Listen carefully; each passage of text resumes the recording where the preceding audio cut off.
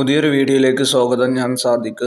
നമ്മുടെ ഗാലറിയിലുള്ള ഫോട്ടോകൾ PDF ആക്കി മാറ്റാനും PDF ആക്കിയവ നമുക്ക് ആവശ്യമുള്ള സമയത്ത് ഇമേജ് ആക്കി മാറ്റാനും ഉപകരിക്കുന്ന നല്ലൊരു ആപ്ലിക്കേഷനാണ് ഈ വീഡിയോയിൽ പരിചയപ്പെടുത്തുന്നത്. ധാരാളം ഫീച്ചറുകളുള്ള ഈ ആപ്ലിക്കേഷനിൽ നമുക്ക് ആവശ്യമുള്ള വെബ്സൈറ്റുകൾ PDF ആക്കി മാറ്റാനും PDFന് നമ്പർ നൽകാനും വാട്ടർമാർക്ക് നൽകാനും പാസ്വേഡ് നൽകി പ്രൊട്ടക്റ്റ് ചെയ്യാനും അടക്കം ധാരാളം ഓപ്ഷനുകൾ ഓഫ്ലൈനായി നമുക്ക് ഈ ആപ്ലിക്കേഷൻ വെച്ച് ചെയ്യാവുന്നതാണ്.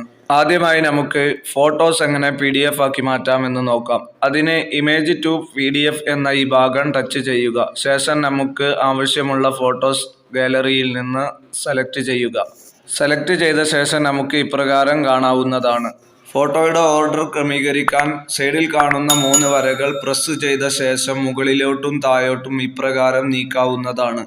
ഓർഡർ ശരിയാക്കിയ ശേഷം താഴെയുള്ള ടിക്ക് നൽകിയ ശേഷം വേണ്ട ഫോൾഡർ തിരഞ്ഞെടുത്ത് പേര് നൽകി സേവ് എന്ന ഭാഗം ടച്ച് ചെയ്ത് സേവ് ചെയ്യാവുന്നതാണ്. അപ്പോൾ നമുക്കത് ഇപ്രകാരം കാണാൻ സാധിക്കുന്നതാണ്. അടുത്തതായി നമുക്ക് ഒരു വെബ്സൈറ്റ് എങ്ങനെ PDF ആക്കി മാറ്റാമെന്ന് നോക്കാം. അതിന് വെബ് ടു PDF എന്ന ഈ ഭാഗം ടച്ച് ചെയ്യുക. ശേഷം നമുക്ക് ആവശ്യമുള്ള സൈറ്റിൻ്റെ ലിങ്ക് കോപ്പി ചെയ്ത ശേഷം ഇവിടെ പേസ്റ്റ് ചെയ്യുക.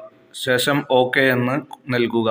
അപ്പോൾ നമ്മുടെ ഫോണിലെ പ്രിന്റ് എന്ന ഭാഗം ഓപ്പണായി വരും. അവിടെ നിന്ന് ലെറ്റർ എന്ന ഭാഗം ടച്ച് ചെയ്ത ശേഷം A4 എന്ന് സെലക്ട് ചെയ്യുക. ഇവിടെ നമുക്ക് ഇഷ്ടമുള്ള ഓപ്ഷനുകൾ സെലക്ട് ചെയ്യാം. ഞാനിവിടെ ISO A4 എന്ന് സെലക്ട് ചെയ്യുകയാണ്. ശേഷം ഇത് 6 പേജ് ഉണ്ട്. ഈ 6 പേജിൽ അധികവും ആവശ്യമില്ലാത്തതാണ്. PDFൽ നമുക്ക് ആവശ്യമുള്ള പേജുകൾ മാത്രം എങ്ങനെയാണ് സെലക്ട് ചെയ്യുക എന്ന് നോക്കാം. താഴെ പേജസ് എന്ന ഭാഗത്ത് മൊത്തം പേജ് 6 എന്ന് കാണാം. അതിൻ്റെ താഴെയുള്ള റേഞ്ച് എന്ന ഭാഗം ടച്ച് ചെയ്താൽ നമുക്ക് ഇപ്രകാരം കാണാവുന്നതാണ്. അതിൽ നമുക്ക് ആവശ്യമുള്ള പേജുകൾ ഇപ്രകാരം നൽകാവുന്നതാണ്. ഞാൻ ഇവിടെ 1, 2 എന്നീ പേജുകളാണ് നൽകുന്നത്. അപ്പോൾ നിങ്ങൾക്ക് ഇവിടെ 6 പേജിൽ നിന്ന് ആദ്യത്തെ 2 പേജ് മാത്രം ലഭിച്ചത് കാണാവുന്നതാണ്.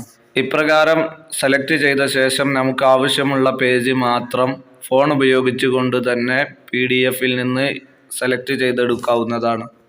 ശേഷം നേരത്തെ നൽകിയതുപോലെ പേര് നൽകി PDF സേവ് ചെയ്യാവുന്നതാണ്. ഇനി നമുക്ക് ഈ PDFൽ നിന്ന് നേരെ സൈറ്റിലേക്ക് പോകാവുന്നതാണ്. അതിന് ഞാൻ ഇവിടെ ഇപ്പോൾ PDF to JPG എന്ന ഈ ഭാഗം ടച്ച് ചെയ്യുകയാണ്.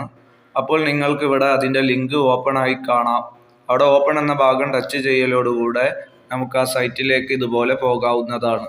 അടുത്തത് PDFനെ എങ്ങനെ ഇമേജ് ആക്കി മാറ്റാമെന്ന് നോക്കാം. അതിന് PDF to ഇമേജ് എന്ന ഈ ഭാഗം ടച്ച് ചെയ്ത ശേഷം വരുന്നതിൽ നമുക്ക് ആവശ്യമുള്ള ഫോട്ടോകൾ ഇപ്രകാരം സെലക്ട് ചെയ്ത ശേഷം താഴെയുള്ള ടിക്ക് നൽകുക.